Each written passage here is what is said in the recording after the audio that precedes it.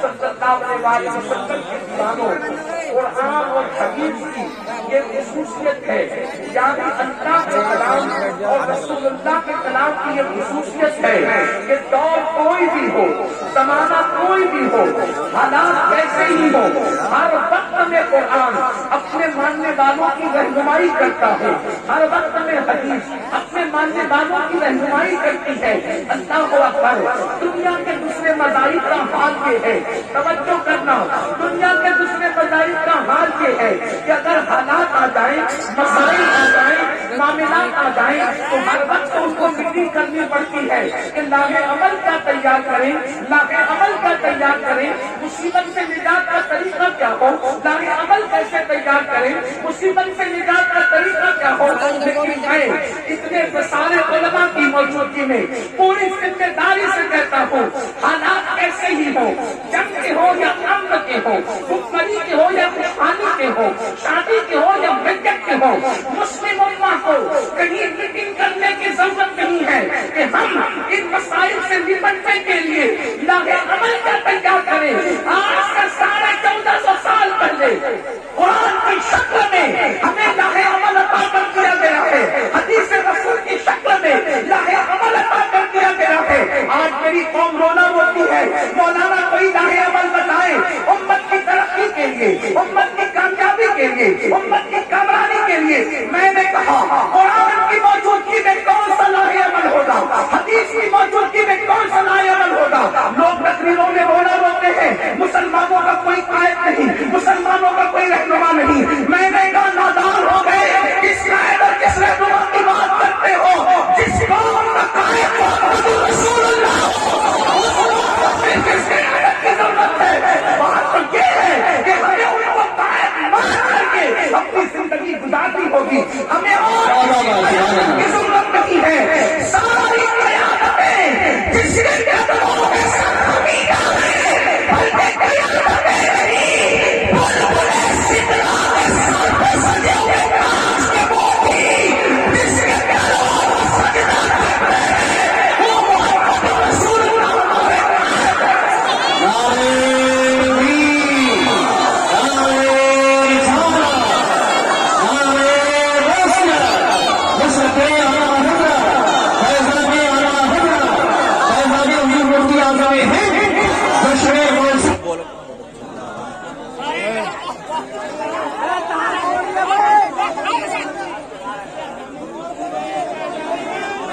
کھیلتے بیچارے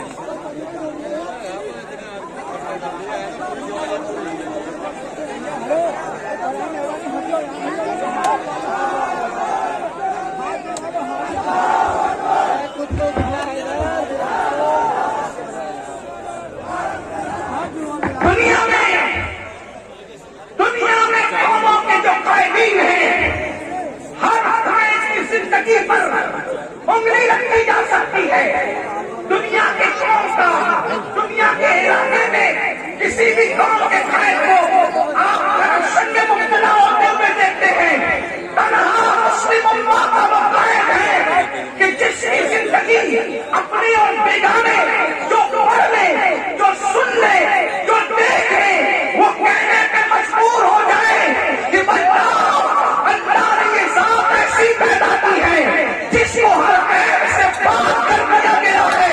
اسی کو تو میرے امام کہتے ہیں وہ کمال حسن حضور ہے کہ کمال نقص جہاں نہیں، یہی پھول، یہی پھول، یہی پھول خاص دور ہے، یہی شمع ہے کہ دعا نہیں۔ اور پھر کہتے وہی نور ہے، وہی ذل رب ہے، وہی جسد ہے، وہی نصب نہیں، ان کی ملک میں آسمان میں زمین نہیں کہ زمان سبحان اللہ سبحان اللہ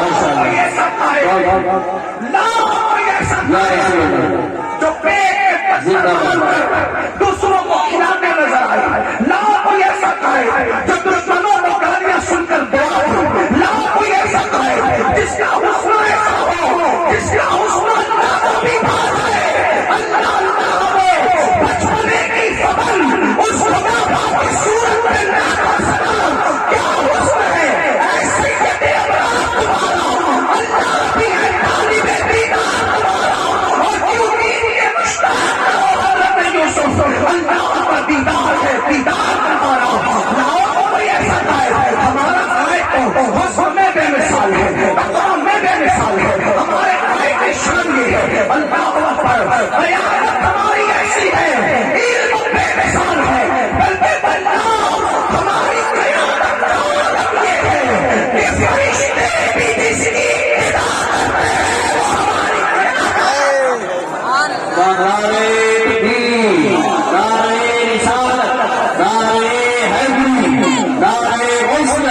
مسلک اعلیٰ حضرت فیضان مختار شریعہ جشن موسم بنا فیضان خواجہ علی نواز خواجہ کا ہندوستان حضرت علامہ سید ربیع القادری صاحب کرنا علماء اہل سنت حضور میری قوم کے جوانوں، حضور ہمارے قائد ہیں، دنیا کے قائدین کا حال یہ ہے، دنیا کے قائدین کا حال یہ ہے کہ وہ تقریر کرتے ہیں لیکن جب ذات کی بات آتی ہے تو سب سے زیادہ کرپشن میں لوگ ان کو مبتلا دیکھتے ہیں، لیکن یہ اپنے نبی کی ہمارے قائد ہے، ہمارے نبی کہ جو حلیمہ کے سینے سے دائیں طرف کا گھس دیے بائیں طرف کا چھوڑ دے، یہ ہمارے قائد کی شان گود میں ہے، گود میں عالم شباب، حال شباب کچھ نہ کچھ، وہاں تو گود میں حال یہ ہے کہ دائیں طرف کا نوش بناتے ہیں بائیں طرف کا چھوڑتے ہیں۔ آج کی سائنس کہتی ہے کہ خاتون کے سینے میں دائیں طرف شیر کم ہوتا ہے اور بائیں طرف زیادہ ہوتا ہے۔ اللہ کے رسول جو پوری کائنات کی قیادت کے لیے آئے ہیں، اپنے لیے کم لے کر اور اپنے بھائی کے لیے زیادہ چھوڑ کر بتا رہے ہیں کہ حضور صرف انصاف نہیں کرتے، انصاف برابر برابر کو کہتے ہیں، بلکہ میرے آقا تو عطا کرتے ہیں، کم اپنے لیے رکھتے ہیں، زیادہ اپنے بھائی کے لیے چھوڑتے ہیں۔ میرے امام کہتے ہیں بھائیوں کے لیے ترک کس کا کریں، دودھ پیتوں کی نسبت میں لا الہ سلام، اللہ اکبر۔ تو میرے آقا علیہ السلام کے دیوانوں، میں اتنا کہنا چاہتا ہوں، ہر دور میں قرآن، ہر دور میں حدیث مصطفیٰ ہمارے لیے رہنما ہے۔ میں معاذ اللہ یہ نہیں کہتا کہ آپ کو موجودہ دور کی ظاہری کسی قیادت کو چھوڑنا چاہیے، نہیں، اصل قیادت ہمارے حضور ہے ہمارے لیے، بلکہ ہمارے لیے تو ہر چیز کی اصل وہی ہے، خدا کے بعد سب کچھ وہی ہے۔ امام کہتے ہیں وہی جلوہ شہر و شہر ہے، وہی اصل عالم بیر ہے، وہی نیر ہے، وہی بیر ہے، وہی بات ہے، وہی بات ہے۔ اللہ اکبر، ان کی شان ہی نرالی ہے۔ میرے آقا علیہ السلام کے پیارے دیوانوں، تو آقا ہمارے قائد ہیں۔ اب آئیے میں آپ کو بتاؤں، جب میں نے یہ بات شروع میں کہہ دی کہ ہر مسئلے کا حل قرآن و سنت میں موجود ہے، تو آئیے دنیا اس وقت تیسری عالمی جنگ کی طرف بڑھ رہی ہے۔ اب میری اصل عنوان کی طرف میں آنا چاہتا ہوں، پوری دنیا تیسری عالمی جنگ، تھرڈ ورلڈ وار کی طرف بڑھ رہی ہے، اور پوری دنیا کے دانشور یہ کہہ رہے ہیں، کچھ کہتے ہیں جنگ شروع ہو چکی ہے، کچھ کہتے ہیں جنگ شروع ہونے والی ہے۔ بہرحال کچھ لوگوں کا خیال یہ ہے کہ حالات ایسے ہوں گے۔ توجہ کرنا میری قوم کے جوانوں، اگر آپ صرف دل بہلانے کے لیے آئے ہو تو پھر آپ کی اپنی مرضی ہے، اور اگر آپ انقلاب اپنے اندر پیدا کرنے کے لیے آئے ہو تو اپنے اللہ و رسول کا فرمان دل کے کانوں سے سننا، ایک ایک جملے پہ توجہ کرنا۔ تیسری عالمی جنگ شروع ہو چکی ہے، اور جب یہ عالمی جنگ ہوگی تو یاد رکھنا سر ایسے اڑیں گے جیسے فٹ بال، آندیاں خون کی ایسے ہوگی، لوگ مٹی کی سرخ آندھی کی بات کرتے ہیں، خون کی سرخ آندیاں ہوگی۔ اللہ اکبر، مصنوعی طور پر دنیا میں بیماریاں لائی جائے گی، مصنوعی طور پر دنیا کے اندر بلائیں لائی جائے گی، دنیا کے اندر زہر اور زہریلی اشیاء غذاؤں کے طور پر لوگوں کو دی جائے گی۔ بڑے عجیب حالات ہوں گے، بڑے عجیب انداز ہوں گے۔ اب میرے آقا علیہ السلام کے پیارے دیوانوں، اس وقت ہر ملک پر کسی ایک ملک کی بات نہیں کرتا، انڈیا، پاکستان، بنگلہ دیش، برطانیہ، امریکہ، کسی ایک ملک کی بات نہیں کرتا، بلکہ حالات کیا ہوں گے جب تیسری عالمی جنگ ہوگی تو جنگ کرانے والے تو یہ چاہیں گے نا کہ ہمارے ذہن کا آدمی بیٹھے، تبھی تو ان کی مراد پوری ہوگی، ورنہ وہ جنگ چاہیں گے، کوئی امن چاہے گا تو ان کی مراد تو پوری ہو نہیں سکتی۔ تو ہوگا کیا، پوری دنیا پر لوگ اپنے خیال کے لوگ بٹھائیں گے، اور وہ ظالم ہوں گے، وہ جابر ہوں گے، اتنا ظلم ان کے پاس ہوگا۔ اللہ اکبر، لوگ آج سے پہلے کے ظالموں کو بھول جائیں گے، فرعون کا ظلم، نمرود کا ظلم، شداد کا ظلم، وقت و نصر کا ظلم، یعنی جتنے بھی ظالم گزرے ہیں، سفاکیت ہو یا اور بھی کوئی آپ کے نزدیک اصطلاحات ہو، وہ سارے جو وہ جرموں کو اور ظلموں کو لوگ فراموش کر دیں گے. اور اب یہ سب کچھ کیوں کر ہوگا؟ اس لیے ہوگا کیوں کر. اب قرآن کہتا ہے کیوں کر ہوگا. اور مشکات شریف کی ایک حدیث، اس سے بچنے کے لیے طریقہ کیا ہوگا؟ دو باتیں. ایک تو یہ دنیا میں حالات خراب کیوں ہوں گے، یا دنیا میں حالات بگڑیں گے کیوں، لوگوں کے شہر کیوں برباد ہوں گے، بستیاں کیوں تباہ ہوگی، بستیاں کیوں ویران ہوگی، بچے گا کون؟ دیکھو تیسری عالمی جنگ سے بھی لوگ بچیں گے، اور بچنا کس کو ہے؟ وہ آج ہی راہ عمل آپ کو تیار کرنا ہوگا. دل کے کانوں سے سننا. قرآن کہتا ہے وما اصابکم من مصیبت فبما کسبت ایدیکم. میرا اللہ فرماتا ہے کہ تم پر جو بھی مصیبت آتی ہے، تم پر جو بھی تکلیف آتی ہے، وہ تمہارے گناہوں کے سبب سے آتی ہے، وہ تمہارے گناہوں کی وجہ سے آتی ہے. اب پتہ چلا اللہ اکبر، بڑی بڑی بیماریاں اکثر لوگوں کو گناہوں کی وجہ سے. یہ نہیں کہتا کہ ہر بیمار گناہگار ہوتا ہے، ایسا نہیں کہتا، لیکن اکثریت کی بات کرتا ہوں. اللہ اکبر، یہاں پر میرے رسول کی پیاری امت کے لوگ موجود ہیں، خواتین ہو یا حضرات، بچے ہو یا جوان، کوئی نہ کوئی دکھ میں مبتلا ہے. سب کا دکھ الگ الگ ہے، لیکن آؤ آج دکھوں کا مداوا تلاش کریں، آج دکھوں کا حل تلاش کریں، آج تکلیفوں کا حل تلاش کریں. میرے عزیز، یہ محفلیں لطیفہ گوئی کے لیے نہیں ہوتی، یہ محفلیں گل و بلبل کی بات کرنے کے لیے نہیں ہوتی، یہ محفلیں اپنے مسائل کے حل کے لیے ہوتی ہے. اب آج کے اللہ اکبر، اللہ اکبر، جو بڑی بڑی بیماریاں ہیں وہ گناہوں کی وجہ سے، اللہ اکبر، جو بے چینیاں ہیں وہ گناہوں کی وجہ سے. آپ کہتے ہیں نا مجھے سکون کی نیند نہیں آتی، گناہوں کی وجہ سے. قرآن کہہ رہا ہے گناہوں کی وجہ سے. آپ کہتے ہیں اولاد نافرمان ہو گئی، گناہوں کی وجہ سے. اللہ اکبر، آپ کہتے ہیں میرا بزنس بند پڑ گیا، گناہوں کی وجہ سے. قرآن کہہ رہا ہے جو بھی تم پر مصیبت آتی ہے وہ تمہارے گناہوں کے سبب سے آتی ہے. اور پھر یہاں پہنچ کر انسان کیا کہتا ہے؟ مولانا مجھے کسی نے کچھ کر دیا. کیا کر دیا؟ چین کی نیند نہیں آتی. کسی نے کچھ کر دیا، بیٹی کو رشتے نہیں آتے. کسی نے کچھ کر دیا، دھندا اچھا نہیں چلتا. کسی نے کچھ کر دیا، دل مطمئن رہتا ہے. کسی نے کچھ کر دیا، ذہن ٹینشن میں رہتا ہے. کسی نے کچھ کر دیا. یاد رکھو کب تک اپنے جرائم کو دوسروں کے ساتھ تھوپتے رہو گے؟ کسی نے کچھ نہیں کیا. قرآن کہتا ہے تیرے کرتوت کی وجہ سے یہ تیری تکلیفیں ہیں، یہ تیری مصیبتیں ہیں. جب یہ آیت کریمہ نازل ہوئی، جب یہ آیت پاک نازل ہوئی، تو اللہ کے رسول صلی اللہ علیہ وسلم، اللہ کے حبیب علیہ الصلوۃ والتسلیم جو ہے، اللہ اکبر، آیت کریمہ کی تشریح کرنے لگے. اللہ کے رسول علیہ السلام اس آیت کی تشریح کرتے ہیں. اب دل کے کانوں سے سننا. اللہ کے حبیب علیہ السلام فرما رہے ہیں کہ دیکھو اللہ فرماتا ہے جو بھی تم پر مصیبت آتی ہے وہ تمہارے گناہ کی وجہ سے. اب آپ اس کو سمجھاتے ہوئے فرماتے ہیں کہ تمہارے جسم میں جو کھجلی آتی ہے، یعنی کبھی کبھی جو تمہارا جسم کھجاتا ہے، وہ کھجلی بھی تمہارے گناہ کی وجہ سے آتی ہے. مطلب کیا کہ اگر مسلمان گناہ نہ کرے تو کبھی اس کو کھجلی بھی نہ آئے. آپ اندازہ کریں مسلمان اگر گناہ چھوڑ دے اس کو کبھی کھجلی بھی نہ آئے. پتا کیا چلا؟ آقا فرما رہے ہیں تمہیں جو کھجلی آتی ہے وہ تمہارے گناہوں کی وجہ سے، جو تمہارا جس کو پھڑکنے لگتا ہے وہ تمہارے گناہوں کی وجہ سے. فرمایا گیا اللہ اکبر، جو تمہیں ٹھوکر لگتی ہے، ٹھوکر وہ تمہارے گناہوں کی وجہ سے. جو تمہارے پیر میں کانٹا چبھتا ہے وہ تمہارے گناہوں کی وجہ سے. مطلب کیا؟ اگر مسلمان گناہ نہ کرے زندگی میں کبھی اس کے پیر میں کانٹا بھی نہیں چبھے گا. اگر مسلمان اللہ اکبر گناہ نہ کرے کبھی اس کو ٹھوکر بھی نہ لگے گی. میں آپ سے پوچھنا چاہتا ہوں ولیوں کی فہرست بناؤ، ولیوں کی فہرست بناؤ، اور اس میں 99% اولیاء اللہ کو دیکھو کبھی ان کو ٹھوکر بھی نہیں لگی، کبھی ان کے پیر میں کانٹا بھی نہیں چبھا. مسلمانوں کہاں ہو؟ تمہیں کتنا اچھا مذہب ملا ہے کہ اس میں عمل کرو تو کانٹا بھی نہیں چبھے گا. کوئی دنیا کے انسان تمہارا کیا بگاڑ دے گا، کوئی دنیا کی منزل تمہارا کیا بگاڑ دے گی، کوئی دنیا کا دشمن تمہارا کیا بگاڑ دے گا.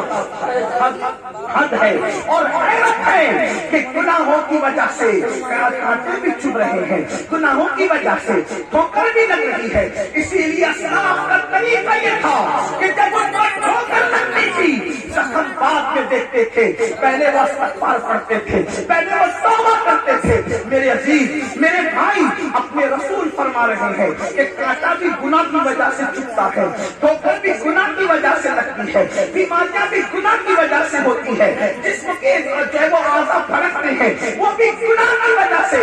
आवाज़ के मिशकात शरीफ की हदीस दिल के कानों से सुने, अल्लाह के रसूल गायब का नबी सल्लल्लाहु अलैहि वसल्लम फरमाते हैं कि अल्लाह फरमाता है कि मैं ही अल्लाह हूँ।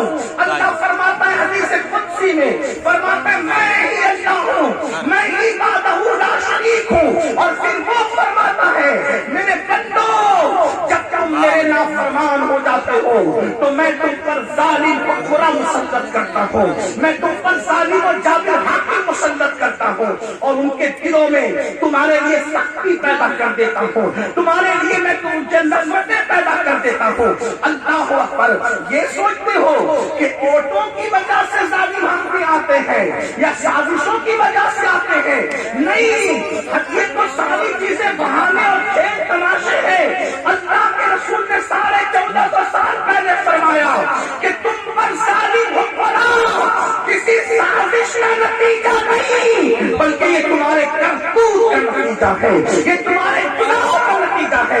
हदीस का अगला हिस्सा सुन ले, आका इरशाद फरमाते हैं, अल्लाह फरमाता है मैं तुम्हारे जराइम की वजह से, तुम्हारे गुनाहों की वजह से जालिम हुक्मरान तुम पर मुसल्लत करता हूँ और उनके दिलों में तुम्हारी नफरत डाल देता हूँ। हम तो तौहीद के मानने वाले हैं, हम तो रिसालत के मानने वाले हैं, हमारा अकीदा है कोई क्या कर सकता है, अल्लाह की मर्जी के बगैर पत्ता नहीं हिल सकता। लोगों के दिल खुदा की मुट्ठी में जैसा कि उसकी शान है, लोगों के दिल खुदा की दो उंगलियों के दरमियान है जैसा कि उसकी शान है। जिस तरफ जाता है मोहब्बत डालता है, जिस तरफ जाता है नफरत डालता है। याद रखना, अगर किसी मुल्क में कोई काफिर तुम पे जुल्म कर रहा है, अगर उसकी बजाय मुसलमान को भी तुम हुक्मरान बना दो और तुम्हारे करतूत यही रहे कि तुम रात को जिना के अड्डों को आबाद करते रहो, तो फिर वो तुम्हें महमूद गजनवी जैसा हुक्मरान नहीं मिलेगा, फिर वो हज्जाज बिन यूसुफ जैसा हुक्मरान मिलेगा। आप मुसलमान और गैर मुस्लिम के मामलात को भूल जाए। वल्लाह मैं किसी की तारीफ और किसी की मुखालफत करने नहीं आया, लेकिन मैं आपको आईना दिखाने आया हूँ। अगर आज भी आप ये समझते हो कि मुस्लिम गैर मुस्लिम का मामला है, हो सकते हैं मामला, लेकिन जिस हदीस की रोशनी में गुफ्तगू कर रहा हूँ, यहाँ तो अपने जराइम का मामला है, यहाँ तो अपने करतूत का मामला है। सारी हुक्मरान करतूत की वजह से आपसे पूछना चाहता हूँ, मैं और आप इस जलसे में मिलाद मुस्तफा की महफिल में, जश्न गौसुल वरा की महफिल में अपने आप में डूब कर सोचे। मैं आपको किसना चाहता हूँ, आप मुझे सुधारना चाहते हैं, लेकिन अगर ये हो कि मैं खुद सुधर जाऊं तो फिर आइए जरा देखें जालिम हुक्मरान क्यों है। तुम्हें लॉज में बिकती हुई बेटियों से हमदर्दी है, तुम्हें घरों पे चलने वाले बुलडोजर से तकलीफ है, तुम्हें सताने वालों से बेकरारी है, तो आपसे पूछता हूँ ये तो आपकी वजह से जालिम हुक्मरान मुसल्लत हुए हैं। जब तक के रात की तारीखियों में जिना के कट्टे आबाद करते रहोगे, जब तक रात की तारीखियों में नशे में धुत पड़े रहोगे, जब तक औरतों पे पाप की नजरें डालते रहोगे, जब तक सूद के धंधे करते रहोगे, जब तक सेना की कट्टी आबाद करोगे। हाँ, एक उम्मत के दर्द में तड़पने की बात करने वालों, किसी बेटे की आबरू डूबती है, तुम व्हाट्सएप पर उसको ऑन करते हो बड़े दर्द दिल के साथ, देखो मुसलमान की बेटी को ये हुआ, ये हुआ, ये हुआ। यकीनन जिसने किया गलत किया, लेकिन अगर उन बच्चों की आबरू के डूबने का दर्द है, कुरान कह रहा है कि तेरे गुनाहों की वजह से ये दिन देखने पड़े। हदीस कह रही है तेरे जराइम की वजह से ये दिन देखने पड़े।